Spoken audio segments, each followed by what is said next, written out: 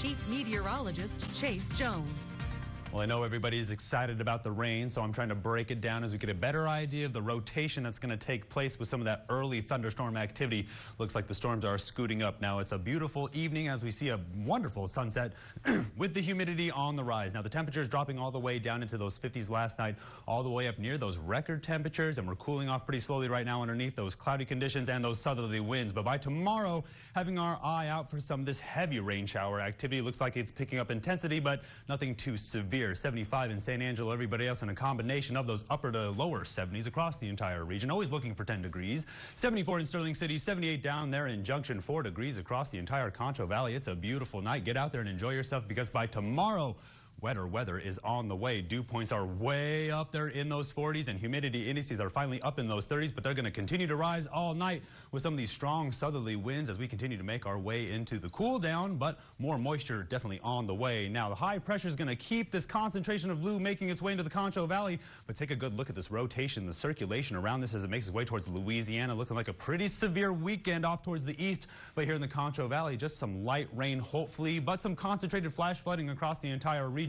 When we take you into the upper level pattern, we're going to keep our eye on this low pressure system. Now, a lot of subtropical ridging going to make its way into the Concho Valley over the next couple days, but as the weekend pushes through, we're going to watch some low pressure systems up toward the north, push all that moisture off towards the northeast, and we'll see some zonal flow leveling this out in those 90s. But it will be on and off rain shower activity as those storms try to pick up some moisture from the Concho Valley. Now, the water vapor imagery is showing you the subtropical ridging pushing over the Concho Valley, as well as some small storms erupting somewhere across sort of East Texas, if not Dallas. So when we watch these two jet streams come together, you can see where the moisture is starting to lift up into the atmosphere. But off towards the west coast, this one has me concerned because a lot of this cold air is running into this high pressure, forcing it up around the Rocky Mountains. But how strong is the question? Now, severe weather outlook is parts of East Texas as we make our way into tonight, and by tomorrow looking pretty strong off towards the east.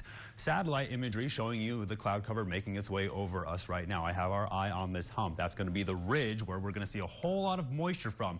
Now, the Futurecast is going to show you how it makes its way in by lunchtime. We're seeing a lot of heavy cloud cover in the morning, so keep the extra layer close. But as the evening rolls around 5 o'clock, we're going to see some heavy rain shower activity. But the entire time I've been talking about this on-off rain shower activity we'll see until Friday, that circulation around East Texas has been going pretty strong, and then it makes its way up near Houston and then towards Dallas, and then it gets a whole lot worse as it makes its way off towards the east. So we're going to try down to nail how intense it's going to be. That includes looking out for hail. So tonight, down into those comfortable 60s, but we're watching the humidity on the rise as well as those southerly winds. Then tomorrow, a good run at those upper 80s, but by lunchtime, we are expecting some of those rain showers to make their way in, and then as the evening makes its way through, some severe weather. So be on the lookout and take your time so first responders can get to and from those emergencies. Now, this is going to be the first rain in a while, so we're going to see definitely a lot of those oil spills definitely pool up quickly, some flash flooding, you know, those flood-prone areas, as well as some down branches. So be careful as we continue to make our way towards the weekend and really the end of March. We're going to continue to see these on-off rain shower conditions with strong humidity, so it's just going to feel like Florida down here. Brian is already over there just cheering for it, while those overnight lows